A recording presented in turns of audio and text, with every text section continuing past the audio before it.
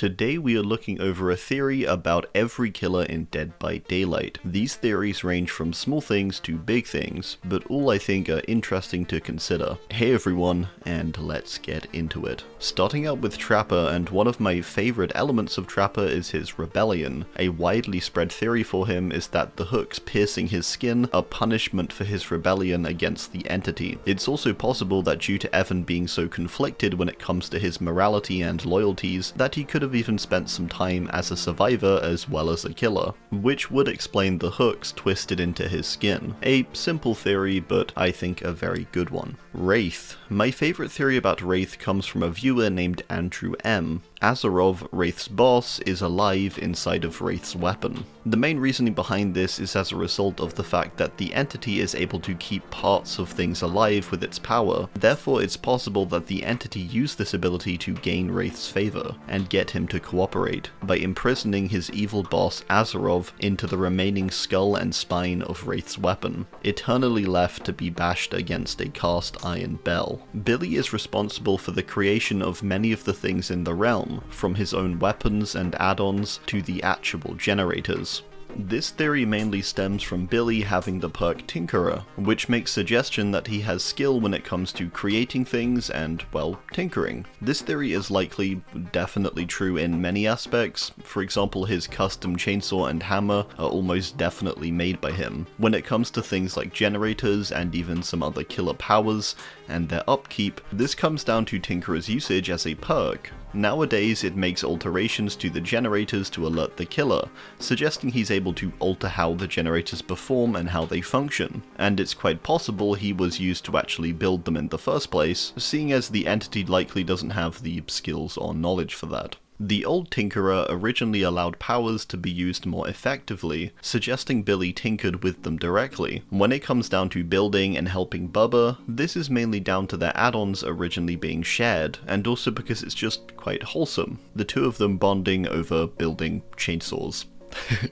Nurse was manipulated by the entity despite it not being stated directly. In Nurse's lore, it's not directly stated that she was manipulated by the entity, so the theory basically goes that the entity was present prior to her being taken, and even manipulated her in many ways. Too Many Resolutions, IGN, from my Discord, laid out a lot of reasons to support this. The clearest one though, in my opinion at least, is when passing the catatonic boy in the asylum, he says, "Has the trial begun?" and lets out a scream. A seeming vision or interjection of some kind that reveals the entity already knows exactly how Sally will end up in the realm, in the trials and screaming as she blinks. It's a very dark and creepy moment. It could even be possible that all of the asylum patients are in some way being influenced by the entity, providing them visions and influencing their actions towards Sally, all for the purpose of molding her for the realm. In a similar way, it's plausible that her husband's seeming sudden and unlikely death was caused by the entity too, leading her to the asylum to begin with. My favourite theory about Myers is simply how he got into the realm to begin with. We don't actually know how he got into the realm, but it's possible he got in sort of by accident whilst following Laurie. Now that he's here, the entity is sort of just stuck with him, and his unclear motivations in the trials. This sort of explains why Myers is able to utilize things like the Tombstone add-ons, and is a bit freer than many of the other characters. It also explains Laurie's more powerful than average perks, as a means to combat him sort of just following her in. Hag's theory largely relates to the hexes, and it's the idea that the hex magic basically equals entity magic. This one is somewhat confirmed too, due to a connection to Elodie's lore. In Hag's tome, her friend Pam is killed after using the hexes, with this symbol on her hand present. When Elodie draws this same symbol out in her lore, she is on the brink of death and is subsequently taken by the entity. This sort of poses the idea that hex magic in reality is just the same magic or force used by the entity. When hexes are used, it in some way summons or alerts the entity, and depending on what is drawn, it can bestow whoever drew it with varying outcomes, such as luck or even death. In the realm, similar symbols to the hexes can be drawn onto the hand, and it results in certain favours and such, sort of reinforcing this. Doctor was moulded for the realm by Otto Stamper. This theory comes mainly from the theory surrounding the Stampers in general, with the idea being that the Stampers throughout history have intentionally assisted the entity in taking people into the realm, and may even be extensions of it, or sort of contracted by it. Otto Stamper not only founded the Garden of Joy and summoned the Dredge, but then went on to recruit Doctor to Larry's, eventually ending up murdered by his hand. A likely relative of Otto, Pauline Stamper, is also responsible for getting Nicolas Cage into the realm, after setting up the Descent Beyond film, which replicated how Blight was taken. These occasions of the Stampers leading people into the realm does seem connected and intentional, and therefore, seeing Doctor's potential, Otto could have led him to the realm knowingly. Huntress being a werewolf is a theory you may have heard before, and it's one I like because I think it explains much of her abilities. I'm not against the idea that she would be able to achieve feats such as taking out entire villages and squadrons of soldiers, but it would make at least a bit more sense if she had some sort of supernatural ability prior to entering the realm. There's some decent evidence for this theory, such as her humming Bayou Bayushki, a story about a wolf snatching children. In her blighted skin she also grows a lot more hair, more than other characters. The serum is known to accentuate character features, and so this is somewhat interesting, I think. There are also odd things we can find in cosmetics, such as Anna being able to survive the full-on blast of a flamethrower, which seems near impossible if she was a human. Finally, we never really knew who Anna's father was. We only have the mother's dwelling portrait, where we can assume it's her father. We have no idea who he was, what his name was, anything really. We do know he was killed by soldiers though. Bubba, I wasn't too sure what to say, but I thought maybe he makes the survivor pudding that the killers use as an offering. I thought that was a decent theory. Not quite the cook, but I think it's possible. The pudding was added in June 2017, and Bubba released very soon after in September 2017. It's possible he was in the realm for a bit, creating the pudding, before being introduced later to the trials, as he was initially very nervous and had to be threatened by the entity to obey it. Freddy from the remake films was chosen because he's a better fit for the realm over the original. This is partly down to the fact that Freddy in the remakes is sort of just an actual obsessive monster and terrible being. It's also possible that this Freddy was picked due to being weaker lore-wise too, and lacking in power comparatively to the original. A character the entity can keep happy by just providing him with victims, where the other might be more high maintenance and seek out greater freedom. Pig gets nerfed so much because the entity wants to test her loyalties. This is the idea that the pig is a bit of a wild card when it comes to loyalty, with her disobeying Jigsaw on multiple occasions. Therefore, Pig's nerfs in the realm are actually tests to judge whether Amanda is going to stay loyal, even at points where her job is made harder, to sort of stress test her loyalty and make sure she follows the rules, even when she wants to break them. Clown was aware of a few of the other killers and maybe even studied them. In Clown's Caravan you can find a number of articles on the wall from different tragedies, some potentially referencing other killers,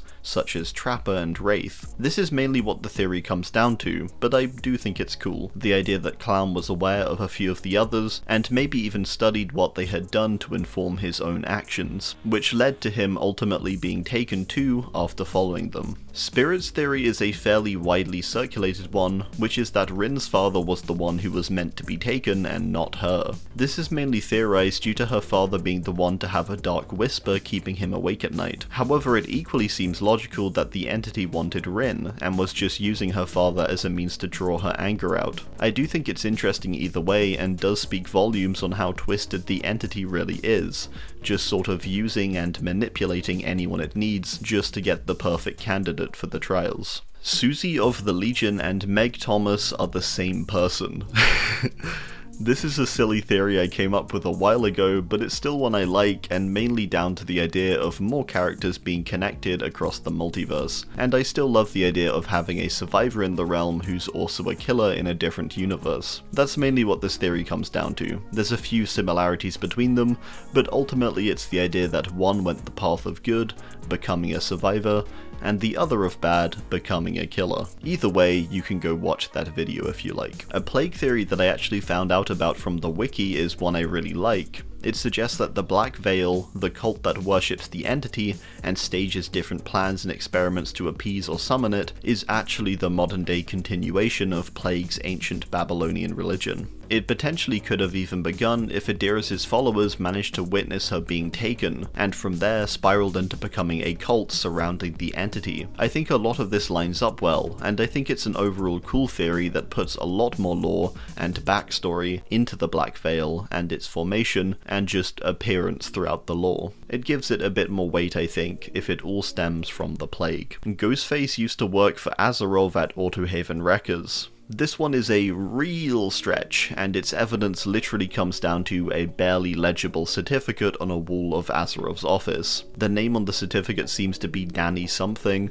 potentially Johnson, which is of course Ghostface's fake name. This one is a huge stretch, and almost definitely not the case, but it is fun to think about and consider. We do know that Ghosty moved from town to town, and so changing lifestyles and jobs was surely a part of his process. Working alongside AZHYMOVS could have just been a step in that journey, and maybe even where he learnt much of his murdery skill from. I just really like the idea of more character interconnectivity, to be honest. Demogorgon was removed from the realm because the Mind Flayer needed it back for the possible upcoming events of Stranger Things, and was returned after the events ended. The Mind Flayer and the entity both running a realm of their own of sorts and having a good relationship seems like a pretty valid theory. I just like the idea personally that the two entities have this relationship to assist one another. Oni tolerates the insulting mask he has due to his face being destroyed by the farmers and villagers, this loss being a hit to his pride. This is just a theory I sort of considered after reading this cosmetic, which depicts that Oni's face was completely destroyed after his fight with the farmers and villagers, with his subsequent death, losing his nose and his face being carved up. This physical loss therefore could be a reason why he tolerates the Oni mask, and does not want to remove it, because it ultimately hides its failure and loss against what was just a mass of farmers who eventually overthrew him. His power is charged on his desire to destroy weaker bloodlines, so I think despite the Oni mask insulting him, and likely being an intentional jab by the entity, potentially he wants to maintain his image as unbreakable and stronger, so tolerates it despite that. He would rather be viewed as a monster than be seen as weak. Deathslinger sees all the survivors in the realm as people who wronged him, such as his old boss Henry Bayshaw. This one does have very good evidence, with the reasoning for Caleb entering the realm being that when he peered into the fog, he sees those who wronged him as well as the hooks. It could just be an initial illusion put on by the entity, but it's likely the case that he's seeing the survivors differently, because he really has no reason to attack them otherwise. Slinger is part of a wider theory that the killers with white eyes are being manipulated in some form to view something different than what is reality. There's a very good Mint Skull video on that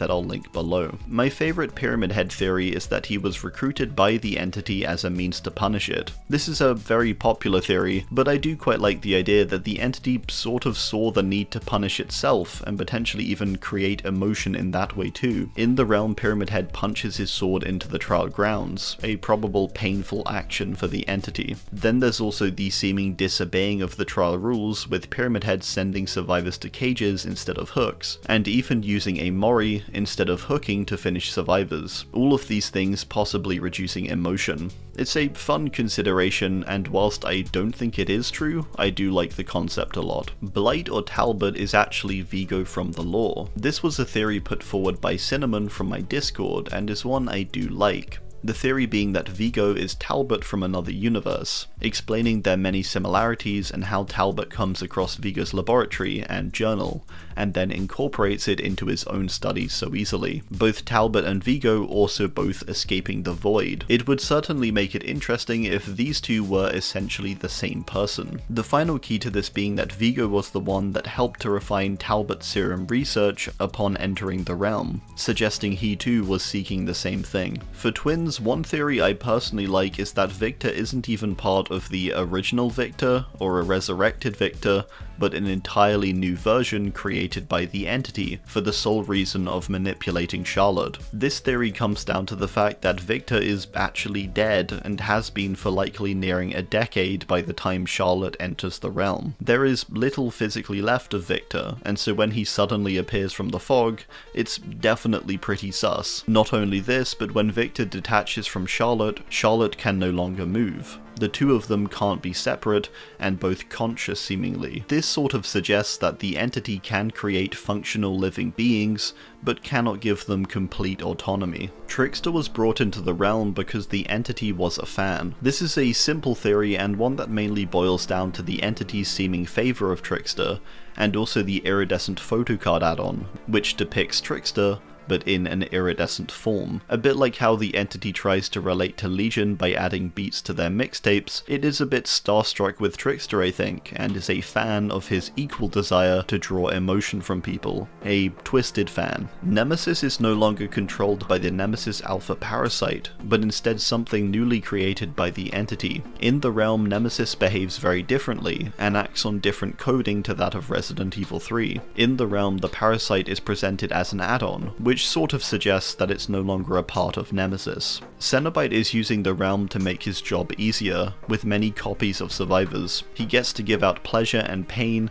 and then also send some survivors to presumably the labyrinth, where before he would have to wait until someone opened the box. Now it happens every couple of minutes in the realm. Basically, Cenobite is getting a big bonus for his good work. Artist's realm, the Eyrie of Crows, has ink falling and dropping everywhere as a result of it being her artistic interpretation of the day when her friends were killed, and her hands and tongue cut. This explains many of the odd and pained depictions within the realm, and also strange inconsistencies in some of the features, the large mass of crows at the centre being unlikely to appear in the actual Chile. Sadako never left the well. This is a theory I've seen a few times in the comments, and I'm mostly just guessing at what the idea is, but I think it's that Sadako was never actually saved by the Entity from the well, and has actually been down there the whole time, and is instead projecting herself with her powers to appear in the realm and partake in the trials. This is a fairly straightforward theory, and it's just the idea that her time in the well is ongoing. Due to her powers allowing her to project to other places,